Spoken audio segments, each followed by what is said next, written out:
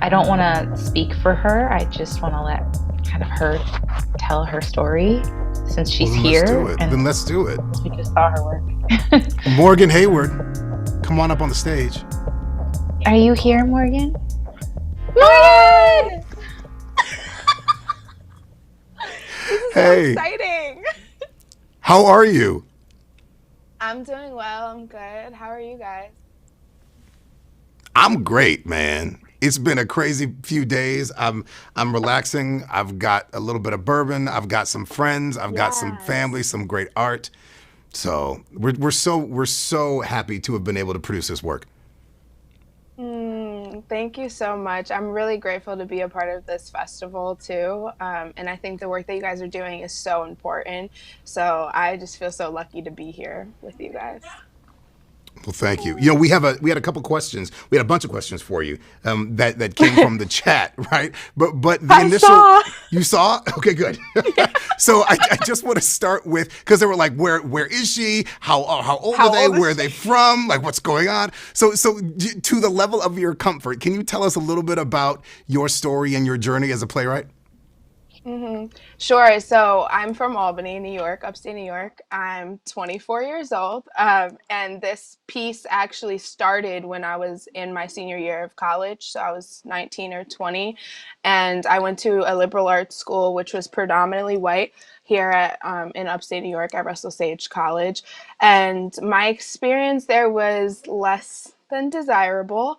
I experienced a lot of racism, a lot of microaggressions, and even as far as what felt to me as segregation, as far as not feeling like I had an equal opportunity to be cast in the projects that they were producing.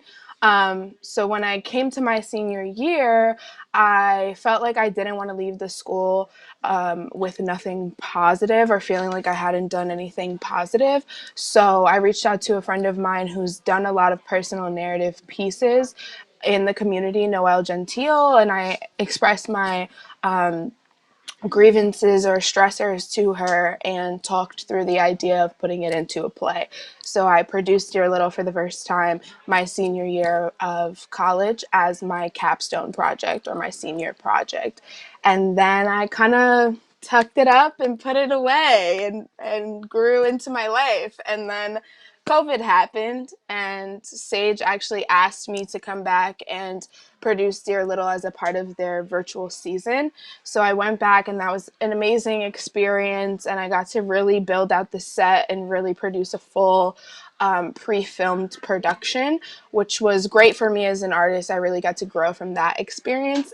But again, I said, this was beautiful, and I'm done, and I'm going to grow into the rest of my life. But a lot of my friends gently pushed me to push it further into the world. So that's why I submitted to Obsidian Theater Festival. And I feel very grateful and happy that I did choose to do that because this has been an incredible experience. The guidance that Alexis has given me has really helped me to flesh out the story and really carve out the parts of me that I think I was still hiding from when I wrote the first draft. So I'm really happy to be here, and I'm really grateful that I did take that leap of submitting to the festival. Well, we're really grateful that you did too. I know you and I had an opportunity to sit down a few weeks ago for a longer interview, and that's available on our Mm-hmm. website. We talked a little bit more about the process and you and Alexis working together and what that was like. I'm wondering how you feel about what we just saw, about putting it up on its feet. I hope you like it as I'm asking you this question. I'm realizing right now. But especially since you had been so heavily involved in the previous productions, like Mm-hmm. what does it feel like now to see your work living on? It's really surreal. I think it's still washing over me a bit. This was a really exciting experience to see the show be put up in this way because previously it has been all me. I played big and there was no little. Little was a metaphor.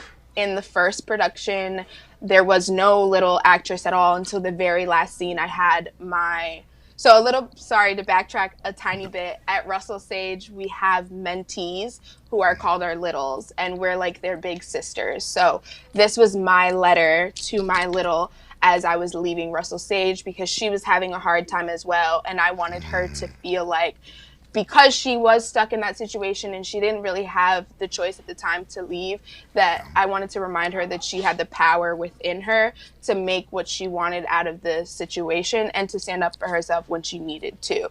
So this was my love letter to my real little, and she was really in the show with me the first time, but she only came in at the very end. And then the second time that we did the production, my director for that show, Gregory Marsh, had the idea to have Little live on stage with me, but not really read any of the letters, just kind of observe and witness me go through life. And then when Alexis and I sat down, we had that conversation of, well, what happens if we give Little some lines? What happens if she's actually reading these letters out loud?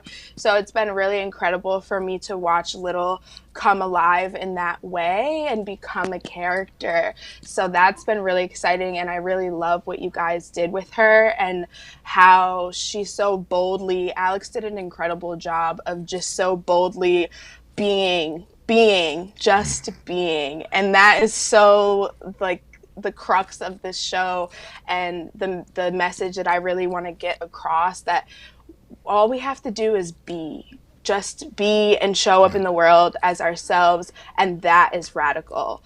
And Alex did an incredible job of that, and I think the staging really supported that as well.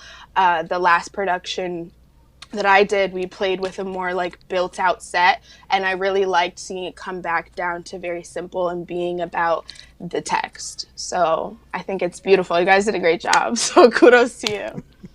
Thank you. I know that one of the interesting things about this piece is that it's deceptive, right? Because Big, played by Brianna Hall, she has like so much of the acting out and the creating of the memory, right? Like she is in a lot of the doing, as opposed to Little, who is more in the being, even though they're both existing.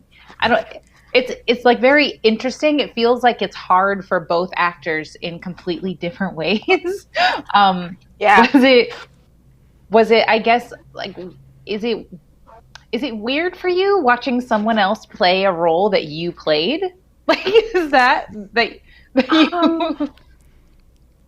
Yeah, honestly, and like, especially at this stage in my life, because it is a universal story and any young Black women can play the role, but it's also my story.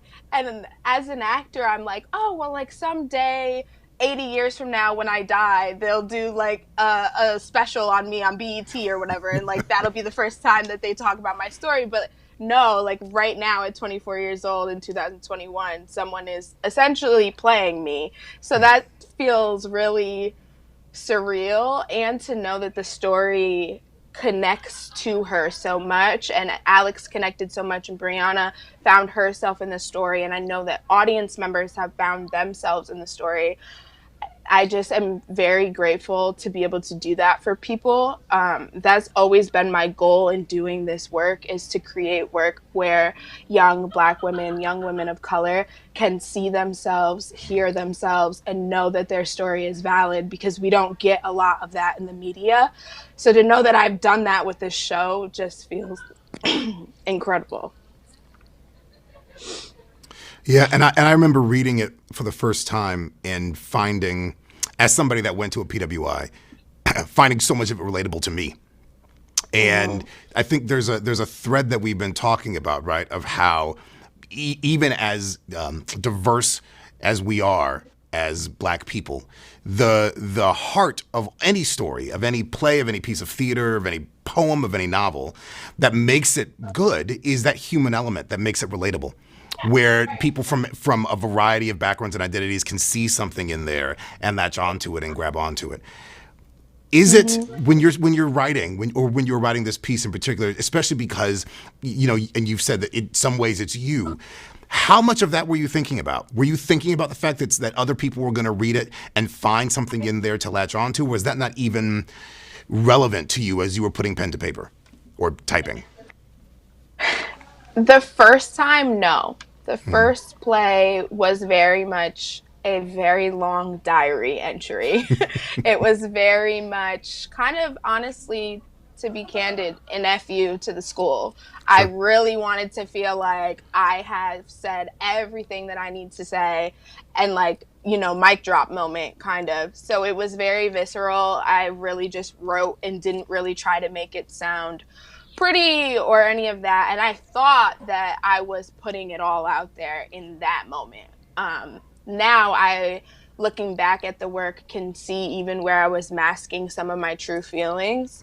So coming back to it this time, it was definitely about pulling that mask off, but also now this is about the third draft. I definitely was thinking a lot more about how this story is relatable to a lot of people. Obviously, when I wrote it the first time, nobody had heard it yet, but having shown it to people and heard people tell me that they saw themselves in it in this third draft, I definitely was very conscious of the fact that a lot of people can relate to this story, even if they're not young Black women.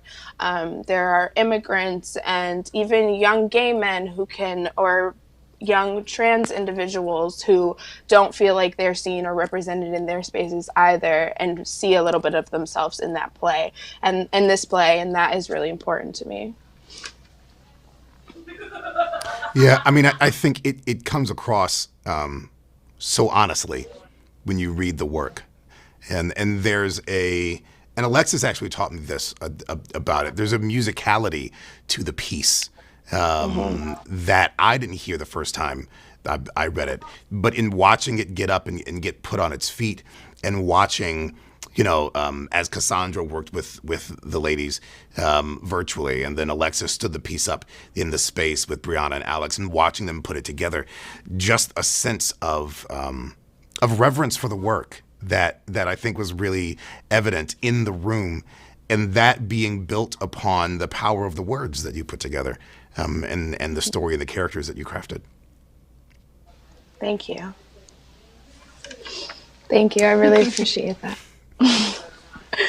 Well, listen, Morgan, it has been absolutely fantastic to be able to talk to you this evening. Where can people find you? I have no idea what time it is. Where can people find you and talk to you? Where do they go to be able to talk more and think more about your work and about what you're presenting? My website is morganhayward.com. You can email me via that website. My theater company's Facebook and Instagram handle is Illuminate Theater 518. I do a lot of the same work for the community in Albany. And also, you can slide in my DMs, but be respectful. But you can, if you have any questions about this show, feel free to also message me on Instagram, Morgan_Hayward 518. Well, listen, it has been just a privilege to be able to talk to you tonight, and I hope that everybody follows you and connects with your work, and we're looking forward to being able to work with you again in the future.